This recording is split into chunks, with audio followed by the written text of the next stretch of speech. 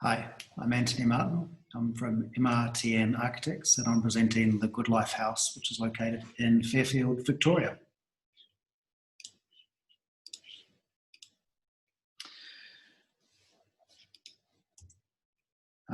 Good Life House is located in a pretty typical suburban street in Fairfield, and it's home to Mark and Kate and their 3 children. The site's around 550 square metres and it runs east to the street, west to the rear, and then the long side at the top is the north.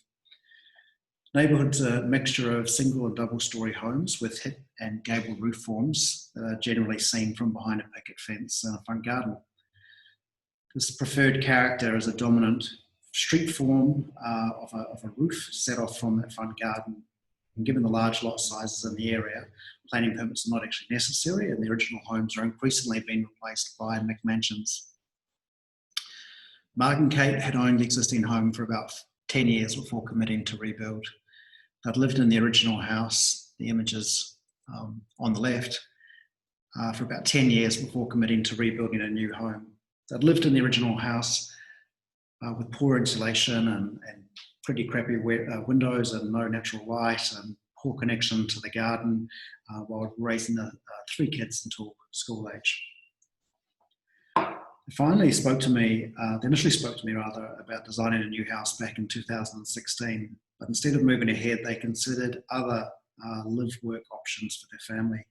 They actively looked at the possibility of living on a farm or something that Mark had done as a child, and also purchasing an Alexander Knox home in Eltham.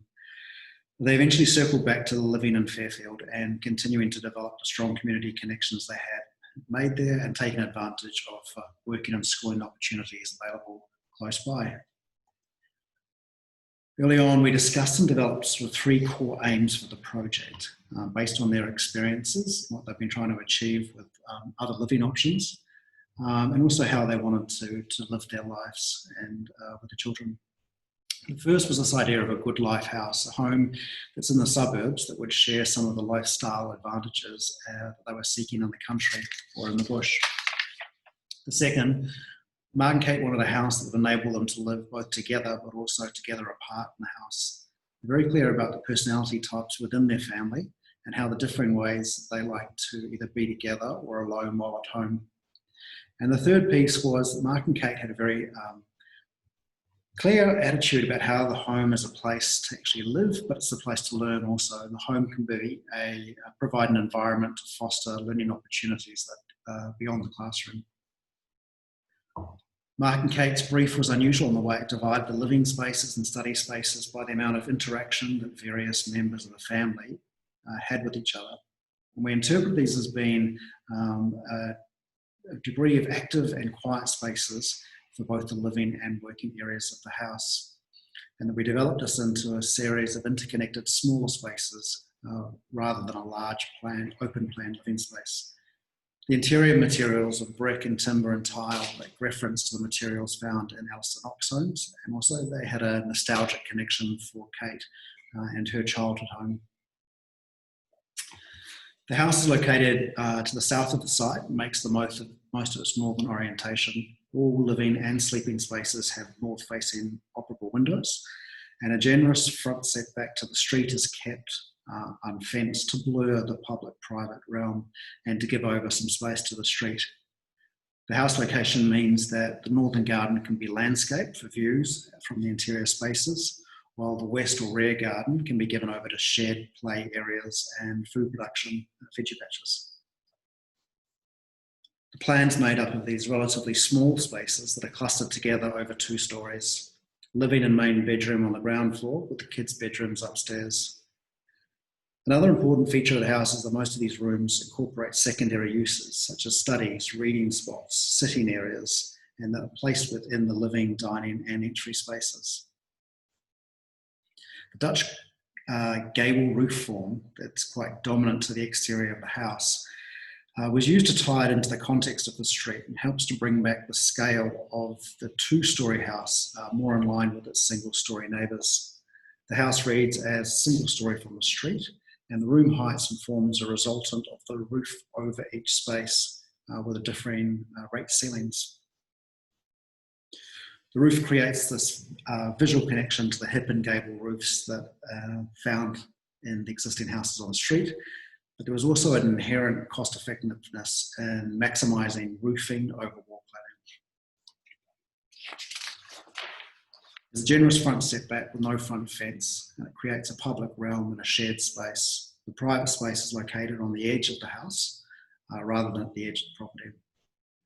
There's a large sliding gate which opens up the house to the street and connects directly to the living spaces for parties and when the local kids are sort of hanging out together. There was no planning permit, only res code compliance with the house. So we made use of the requirement for a provision of an undercover car parking space, even though the family didn't want to have a garage. And we instead created a space that, while technically could be used as a garage, in fact functions as a large family entry. And it's possibly my favourite space in the house. It provides a great space to park your bike, dump your car, dump your bags, take off your shoes, and then enter into the house proper, almost like a Japanese idea of entry into a domestic space. The kitchen is located at the heart of the house, and the other living spaces have varying degrees of connection to the dining and space, depending on the level of privacy that was required. Directly off the kitchen, we've got the active living room, which is intended for TV watching and game playing, high levels of noisy interaction, and that it connects through to the entry, the kitchen, and the dining spaces, as well as the outdoor living spaces. It has spaces within it to read and watch TV and play, and to study also. The quiet living room, which is used for reading and playing music and being apart from other people, is set down from the rest of the house on a lower floor, places you closer to the garden level, and is entered beyond the eating and dining spaces. The feature of the house is that most rooms have the primary function, but also incorporate smaller spaces for other activities to occur, study, work, reading, and that they occur as part of the either larger spaces or circulation spaces. Here, a seat in the active living room as part of the window, enables a connection to the outside, but also a spot to read. Under the stair, we've got a carpeted spot. It's a bit of a coveted spot for the kids to curl up with a book.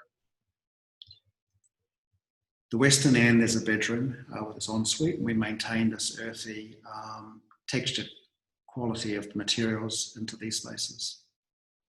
And upstairs, the kids have each have a bedroom, and we've separated out the bathroom into various functions and enclosed it in sort of a blue TARDIS. And there's also multiple connections to the outside, which are very important. So from the outdoor living areas and from the kitchen and from the front of the house that occurs around the perimeter. The ESD principles incorporated also inform the early stages of the design process and were not appended to the project. The house relies solely on renewable energy sources. There's no gas connection, and all the appliances and hot water services use high efficiency heat pump technology systems. The north facade is a reverse brick veneer, which is ideally suited for Victoria's hot summers and cool winters. Highly efficient windows, passive ventilation, optimised orientations, and thermal mass creates a house that's very stable temperature-wise and requires very little energy to either heat or cool. What we love about this project, and why it's a favourite of ours, is that it is a suburban family home, a project type for which architects should be better known and perhaps are not. It's designed specifically for the people that live there. They were not style mavens. They didn't ask for a house that would be published in glossy magazines. They just wanted an efficient, economically built, forever home that they would love for a long time. Thanks. The project I'm nominating is the Parks Victoria headquarters by Archer and Harrison and White in Albert Park. It's a wonderful public building with an interface, public interface, but also this fantastic incorporation of greenery to it. Thanks very much.